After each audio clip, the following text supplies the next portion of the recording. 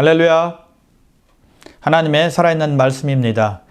오늘은 골로새서 1장 1절에서 8절까지의 말씀입니다. 1절부터 읽겠습니다. 하나님의 뜻으로 말미암아 그리스도 예수의 사도된 바울과 형제 디모데는 골로새에 있는 성도들 곧 그리스도 안에서 신실한 형제들에게 편지하노니 우리 아버지 하나님으로부터 은혜와 평강이 너에게 있을지어다. 우리가 너희를 위하여 기도할 때마다 하나님 곧 우리 주 예수 그리스도의 아버지께 감사하노라. 이는 그리스도 예수 안에 너희의 믿음과 모든 성도에 대한 사랑을 들었으며 너희를 위하여 하늘에 쌓아둔 소망으로 말미암음이니 곧 너희가 전에 복음 진리의 말씀을 들은 것이라. 이 복음이 이미 너에게 이르매 너희가 듣고 참으로 하나님의 은혜를 깨달은 날부터 너희 중에서와 같이 또한 온 천하에서도 열매를 맺어 자라는도다. 이와 같이 우리와 함께 종된 사랑하는 에바브라에게 너희가 배웠나니 그는 너희를 위한 그리스도의 신실한 일꾼이요 성령 안에서 너희 사랑을 우리에게 알린 자니라. 아멘. 한국 사람이 미국에 와서 산다고 해서 한국을 잊고 사는 사람은 거의 없을 것입니다. 친척 한국에 있죠? 친구들도 그대로 한국에 남아 있습니다. 그래서 한국을 늘 그리워합니다. 한국을 자주 왕래하죠. 또 한국에 대한 관심이 많아서 뉴스를 자주 접합니다. 이번에 한국의 장마가 정말 심해서 많은 비 때문에 많은 수재민이 생긴 것을 저도 보았는데요. 얼마나 안타까운지 모르겠습니다. 그래서 우리는 한국이 어떻게 돌아가는지 늘 주시하고 또 관심이 많다는 것입니다. 미국에 살고 있지만 마음엔 늘 한국에 가 있는 거예요. 그렇다면 미국에 사는 한국 사람들은 법적으로는 아니더라도 삶의 모습을 보면 다 이중 국적자다라고 볼 수 있는 거예요. 그런데 여러분, 우리 예수 믿는 사람들이 바로 영적으로 보면 이중 국적자란 사실입니다.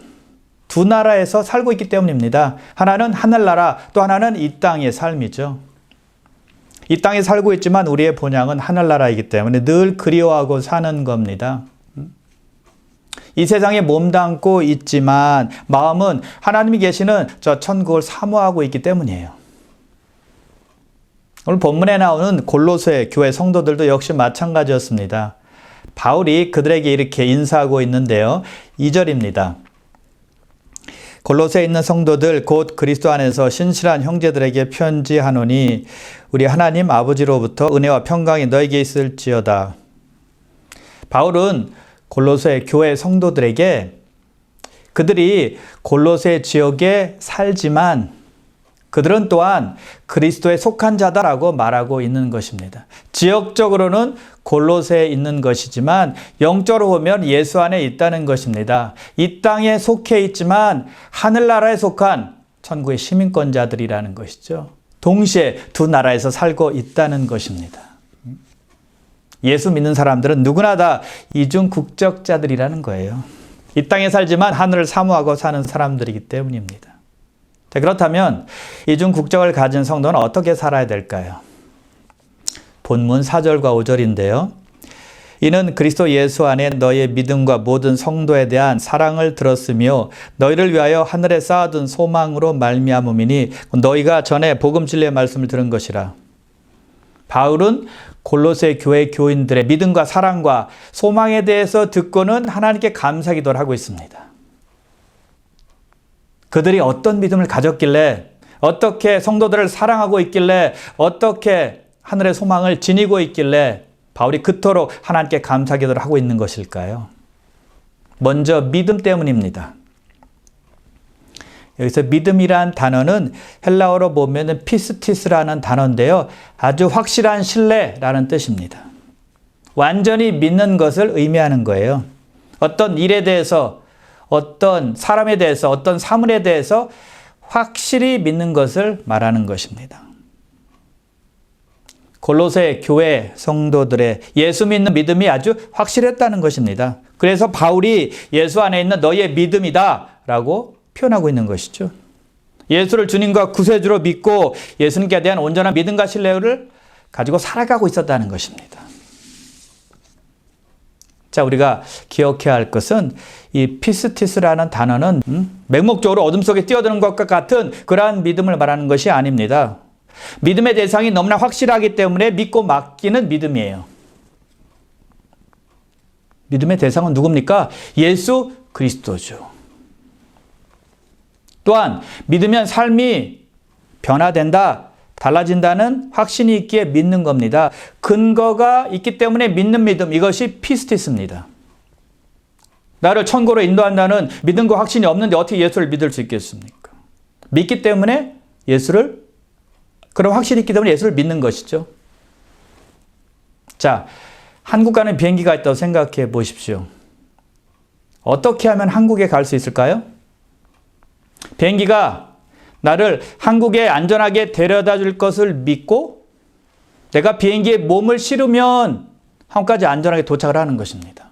마찬가지로 구원 얻는 것도 그런 것입니다. 예수 그리스도께서 나를 천국으로 데려다 준다는 사실을 믿고 예수님을 신뢰하고 맡길 때 가능한 거예요.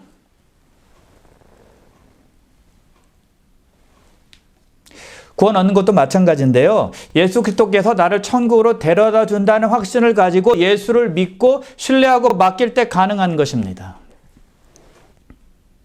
골로새 교회 성도들이 그렇게 예수를 믿었을 때 구원을 받게 되었고 그런 굳건한 믿음으로 살아가고 있었다는 것입니다. 그들은 예수 그리스도를 구주로 믿었을 뿐만이 아니라 일상생활에서도 계속 주님을 신뢰한 것입니다. 지속적인 믿음의 행위를 보인 것이죠. 우리는 예수를 믿고 구원받습니다. 그러나 그 후의 삶도 믿음으로 살아야 한다는 것입니다. 구원받을 때 믿음과 그 후의 삶은 별개가 아니에요. 이어지고 연결이 되어야 한다는 것입니다. 우리를 지옥불에서 천국으로 인도하신 것을 믿는 것처럼 우리 삶 속에서도 함께 하시고 역사하시고 도우시고 인도하신다는 것을 믿으며 사는 거예요. 예수를 믿고 구원받는 것으로 끝나는 것이 아니라 그때부터 믿음으로 사는 것의 시작이라는 것입니다. 삶 속에서 믿음으로 프랙티스하고 믿음으로 기도하고 믿음으로 생각하고 믿음으로 행동하는 것입니다. 믿음을 발휘하는 거예요. 어디에서요? 삶 속에서. 믿음의 출발은 예수 그리스도를 구세주와 주님으로 영접하는 것이지만 삶 속에서도 그 믿음이 계속 이어져야 한다는 것입니다. 일터로 이어져야 하는 것입니다. 가정으로도 이어져야 한다는 것입니다. 믿음으로 시작했으면 믿음으로 끝내야 한다는 것입니다. 그것이 크리스찬의 삶이죠. 골로새 교회 성도들이 그렇게 산 겁니다. 그래서 바울의 자랑이 되는 것이고 또 하나님께 감사의 제목이 된 것입니다. 성도의 파워풀한 간증이 된 것입니다.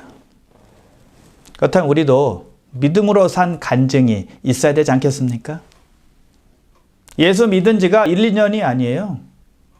오래됐습니다. 그럼에도 불구하고 아직 그런 간증이 없고 믿음으로 산 증거들이 없다면 심각하게 고민해 봐야 되겠죠. 그래서 승리하는 그리스도의 삶은 믿음에 달려 있다는 것입니다. 자, 골로새 교회 성도들은 예수를 믿고 구원받았습니다. 자, 구원받는 믿음에 대해서 좀 생각해 볼까요? 우리는 일상에서 믿음을 가지고 그 믿음을 행사하며 살고 있어요. 예를 들면 우리가 돈을 힘들게 법니다. 쉽게 돈을 버는 사람은 아무도 없을 겁니다. 어렵게 번 돈을 은행에 입금을 하고 또 저축도 합니다. 은행을 믿고 맡기는 것입니다. 자, 차가 고장났어요. 그러면 정비소에 맡깁니다. 정비소에서 차를 어떻게 고칠지 알고 어떤 부속을 끼울 줄 알고 우리가 차를 맡길 수 있겠습니까? 근데 우리는 그 샵을 믿고 메케닉을 믿고 차를 맡기는 것입니다. 또 의사가 약을 처방해 주면 우리는 의심 없이 받아 먹습니다. 의사를 믿고 약사를 믿는 것이죠. 또 큰 병에 걸려서 수술을 해야 합니다. 그러면 의사에게 내 몸을 맡깁니다. 의사를 믿는 거예요. 이런 믿음들이 우리 삶에서 일어난다는 것입니다. 우리가 이런 믿음들이 있다는 거예요. 그런데 왜 사람들은 구원받는 믿음은 없을까요? 어떻게 해야 구원받는 믿음이 될 수 있을까요?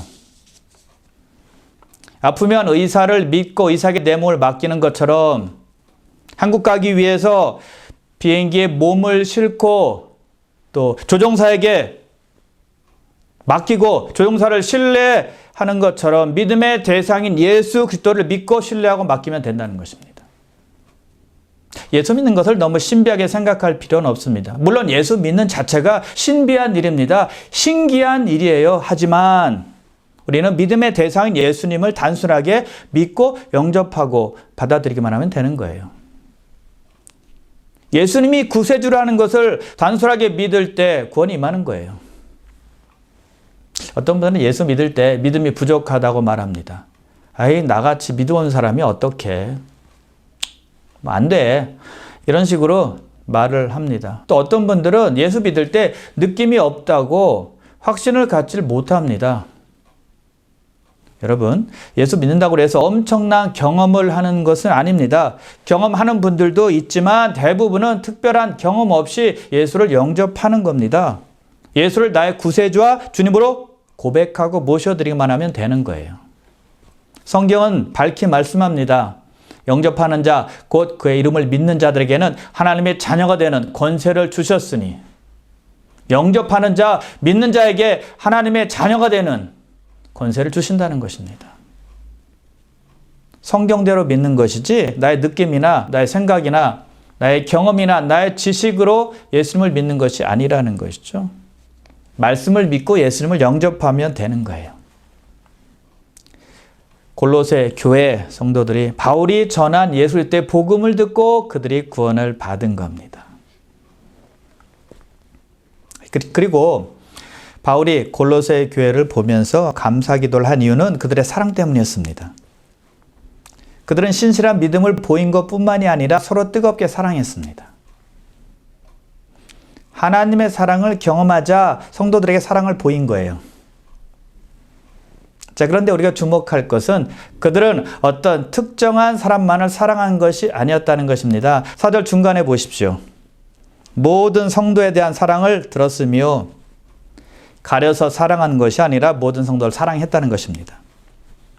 좋아할 만한 사람, 마음에 드는 사람, 나를 배려해주고 나를 칭찬해주고 나에게 잘해주는 사람만 사랑한 것이 아니라 차별 없이 모든 사람을 사랑한 거예요. 그래서 교회 안에서는 끼리끼리 사랑하면 안 됩니다.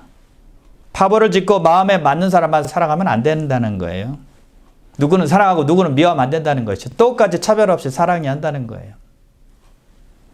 그런데 모든 사람을 차별 없이 다 사랑하는 사랑은 그리 쉬운 것은 아닙니다.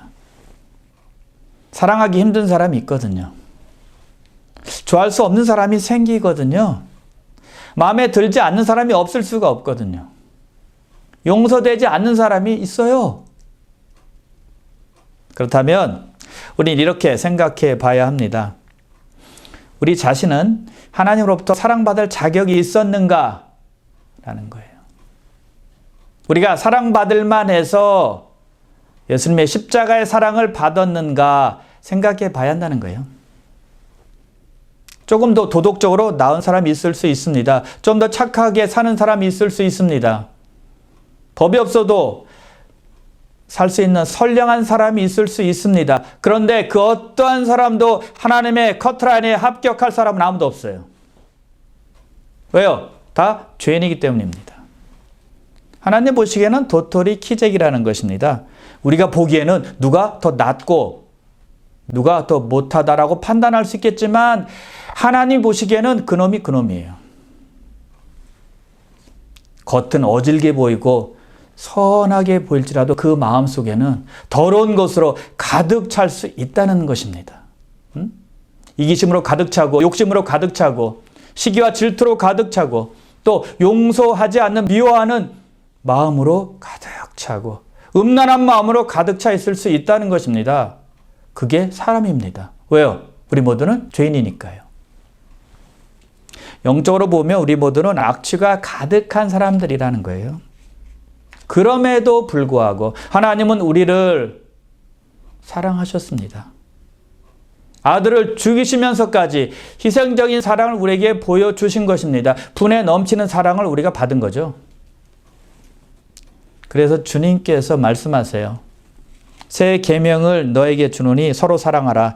내가 너희를 사랑한 것 같이 너희도 서로 사랑하라.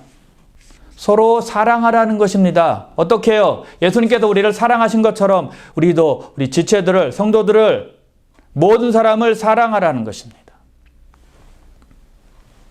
예수님께서 우리를 사랑하지 않으셨다면 그렇게 말씀하실 리 없습니다. 그 주님의 사랑을 우리가 경험했기 때문에 그 사랑을 보고 배운 것 그대로 성도를 사랑하라는 거예요.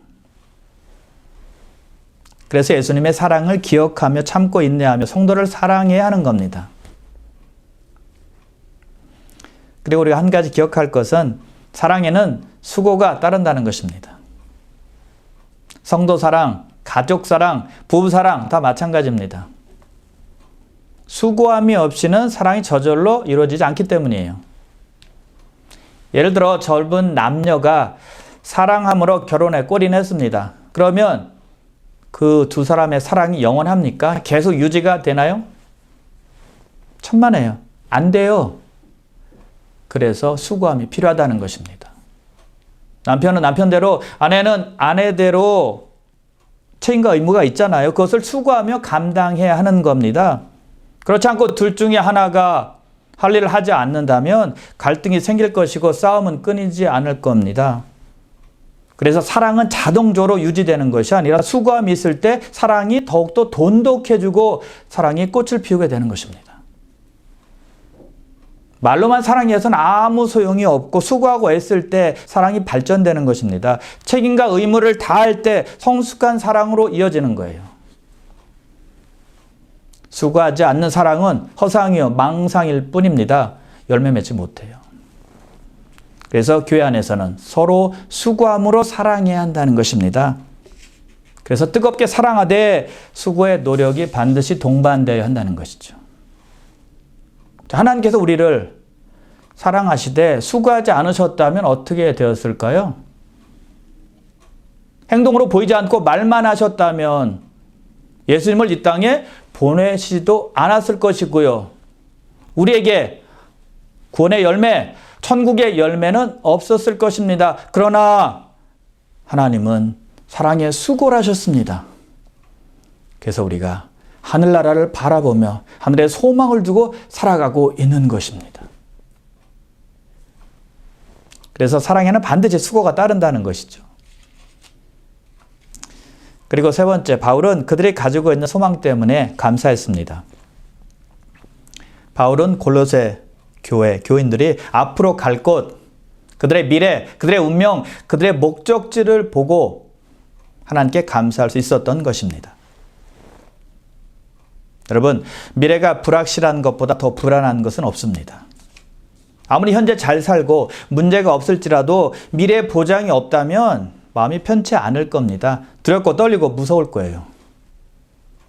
지금은 평탄한 길을 기분 좋게 잘 달릴지 모르겠지만 앞으로 낭떠러지에서 떨어지고 마는 인생이라면 그 인생은 절대 값어치는 인생이 아니라는 것입니다. 불행한 인생이죠. 그런데 예수 믿으면 소망이 생기는데 하늘나라에 가는 소망입니다. 천국에 가는 소망이라는 거예요. 그 소망은 없어지지 않습니다. 사라지지 않습니다. 틀림없는 소망이에요. 그런 소망을 골로새 교회 성도들이 가지고 있었기 때문에 바울이 하나님께 감사한 겁니다. 그들이 예수 믿었기 때문에 미래가 확실하다는 것입니다. 틀림없다는 겁니다. 미래가 밝다는 거죠. 그러니 두려움이 없어요. 불안이 없어요. 이 소망의 확실함은 성경이 증거하고 있는 겁니다. 하나님이 증거하고 있고 예수님이 증거하고 있고 사도들도 증거하고 있습니다. 그래서 이 소망은 복된 소망입니다. 천사들도 부러워할 소망이죠.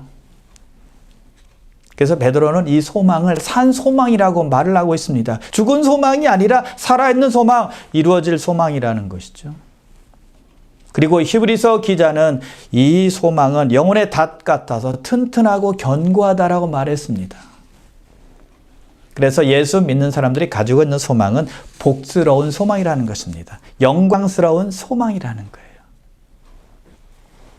현재 우리가 누리고 있는 복과는 전혀 비교할 수 없기 때문이죠.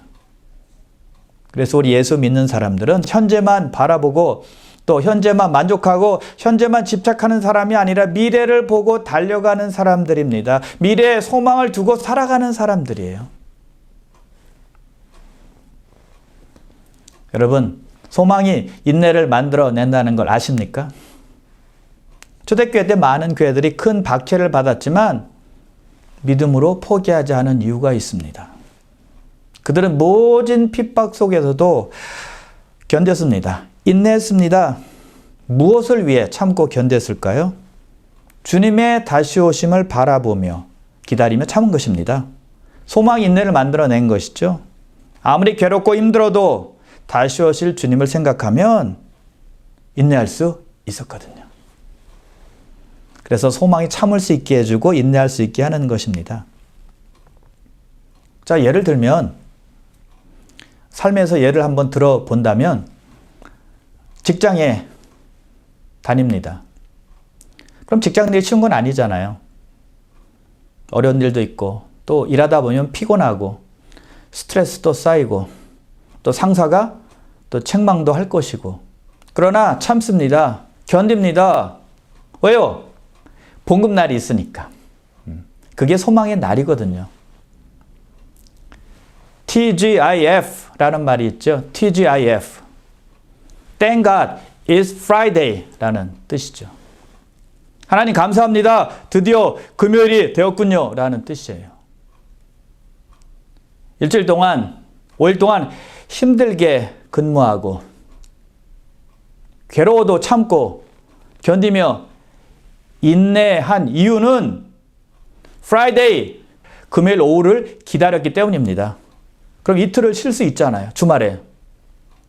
편히 푹 쉴 수 있고 즐거운 시간 보낼 수 있고 또 레저도 즐길 수 있는 것입니다. 그런 소망이 있기 때문에 5일 동안 아무리 힘들어도 참고 일하는 것이죠. 자, 학생들이 공부합니다. 공부하는 거 쉽지 않아요. 잠 못 자죠. 잘 못 먹죠. 할 것 아무것도 못 하죠. 오직 공부에만 집중하고 있기 때문에 참 스트레스 쌓이고 어려운 일이 공부하는 거예요. 근데 학생들이 그렇게 견디고 인내하고 참는 이유가 무엇입니까? 자기가 원하는 대학에 가기 위함입니다. 소망을 보고 공부하는 거예요. 우리 예수 믿는 사람들에게는 그런 소망이 있다는 것입니다. 주님과 영원히 함께 사는 소망입니다. 또한 상급받는 소망이라는 것이죠. 그 소망을 바라보고 살기에 어려움이 와도 고난이 와도 인내하는 것입니다. 그래서 하늘에 대한 소망이 인내하게 하는 거예요. 자, 그렇다면 믿음과 사랑과 소망에 대해서 말씀을 드렸는데 이 세 가지 믿음과 사랑과 소망은 어떤 연관이 있을까요? 다시 한번 4절과 5절을 보겠습니다. 이는 그리스도 예수 안에 너희의 믿음과 모든 성도에 대한 사랑을 들었으며 너희를 위하여 하늘에 쌓아둔 소망으로 말미암음이니 곧 너희가 전에 복음 진리의 말씀을 들은 것이라. 바울이 골로새 교회 성도들이 가지고 있는 믿음과 사랑은 하늘에 쌓아둔 소망 때문이다라고 말하고 있어요. 그들의 믿음과 사랑의 출처가 소망이라는 것입니다.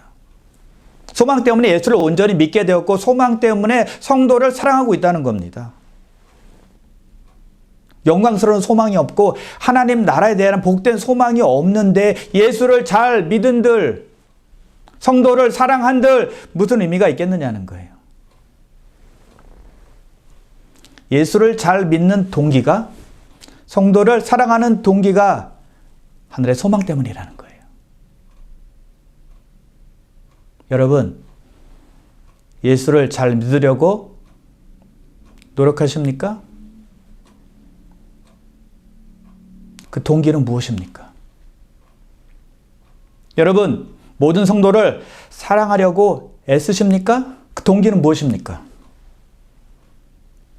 혹시라도 어떤 이기심 때문에, 나 유익 때문에 내가 칭찬받고 인정받고 높아지기 위해서 성도를 사랑하거나 또 믿는 모습을 보이는 것은 아닌지요. 혹은 직분 때문에 내가 교회를 잘 섬기고 교회에서 신앙생활 잘 하려고 하는 것은 아닌지요. 하늘에 쌓은 소망으로 인해서 잘 믿으시고 사랑하는 여러분 다 되시기를 주님의 이름으로 축원합니다. 그래서 우리 믿는 사람에게 천국에 대한 소망이 없다면 믿음과 사랑은 무의미하다는 것입니다.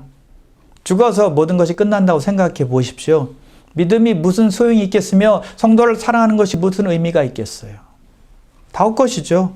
그래서 바울은 고린도전서 15장에서 믿는 사람에게 부활이 없다면 그들은 모든 사람보다 더 불쌍한 자니라라고 말하고 있는 것입니다. 그래서 하늘에 쌓아둔 소망이 예수 믿는 믿음을 굳건하게 하는 것이고 성도를 사랑하게 하는 원동력이 된다는 것입니다. 또한 소망이 있으니 참고 견디게 되는 것입니다. 있냐고 기다리면 소망이 이루어지니까요. 바울은 성도가 기다리고 고대하는 것을 이렇게 말씀을 합니다. 디도서 2장 13절인데요. 복스러운 소망과 우리의 크신 하나님 구주 예수 그리스도의 영광이 나타나심을 기다리게 하셨으니 믿는 사람의 바람은 다른 것이 아닙니다. 우리 구주 예수 그리스도께서 영광 중에 나타나시는 것, 그것을 기다리는 것, 그것이 복스러운 소망이라는 것입니다. 그 소망이 우리를 견디게 해주고 참게 해주고 버티게 해주고 인내하게 해주고 힘을 내게 해주고 또 다시 일어나서 다시 주님의 일을 할 수 있도록 도와주는 거예요. 십자가에 달린 예수님도 그러셨습니다. 히브리서 12장 2절이 증거하고 있는데요. 그는 그 앞에 있는 기쁨을 위하여 십자가를 참으사 부끄러움을 개의치 아니하시더니 하나님 보좌 우편에 앉으셨느니라. 예수님께서 십자가를 참으신 이유가 무엇이라고요? 그의 앞에 있는 기쁨을 위하여.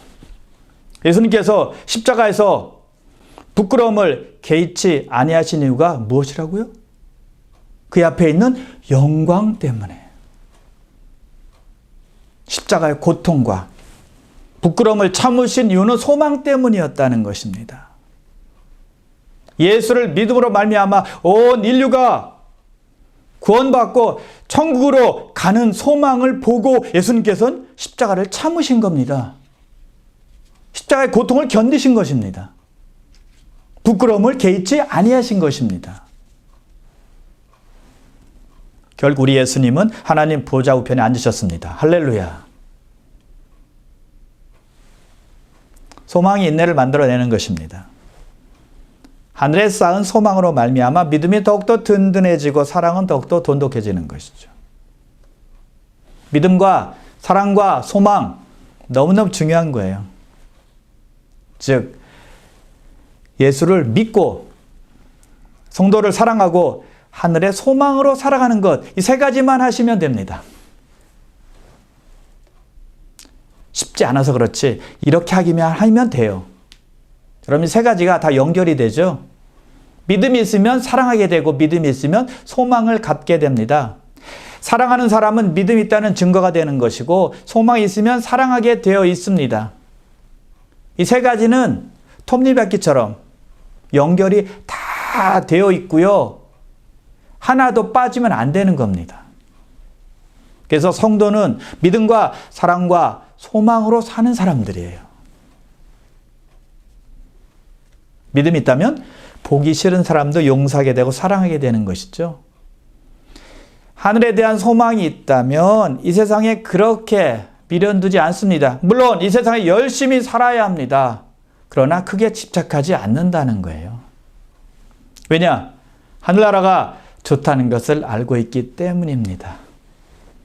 하나님과 영원히 사는 것을 고대하고 그것을 가장 큰 복으로 생각하기 때문이에요.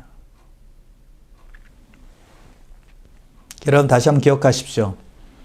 소망이 있는 사람은 아무리 힘들어도 아무리 괴로워도 참을 수 있습니다. 소망이 있는 사람은 표대를 향하여 낙심하지 않고 계속 달릴 수 있습니다. 소망이 있는 사람은 넘어져도 일어나서 다시 시작할 수 있습니다. 그러므로 사랑하는 귀한 성도 여러분, 영광스러운 소망을 꼭 붙들고 성령 의지에서 믿음이 더욱더 강해지시고 사랑으로 충만한 주의 자녀들 다 되시기를 주님의 이름으로 축원합니다.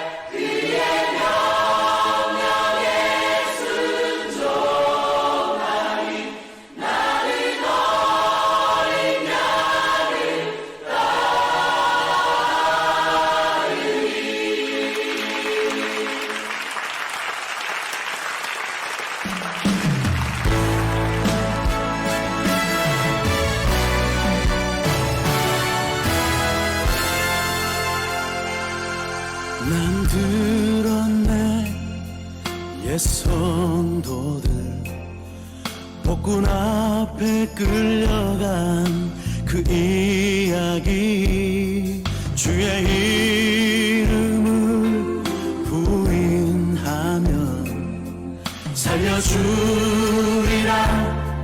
약속했지만 모든 성도 죽음 택했네. 오 하나님 아들 부인치 않고 지금도 그들 목소리 천사 노래처럼 나 들을 수 있네. 나는 어린 양을 따르니 온 빛나네 온 맘 다해 그의 명령에 순종하리. 나는 어린 양을 따르리.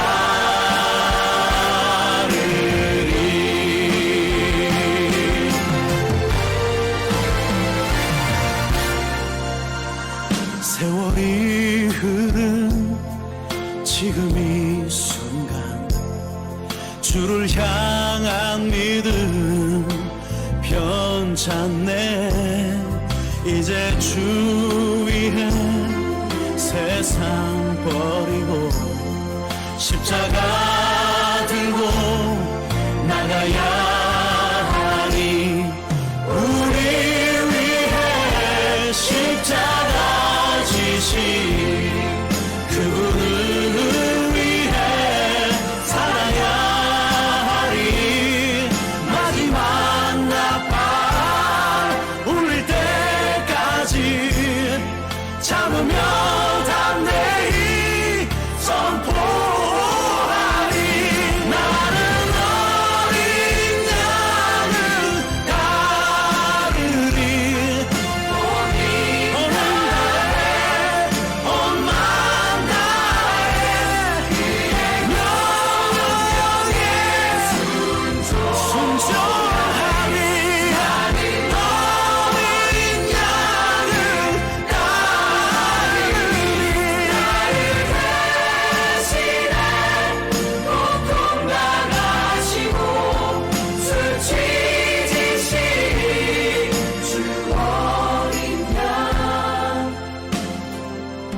그의 명령에 순종하리. 나는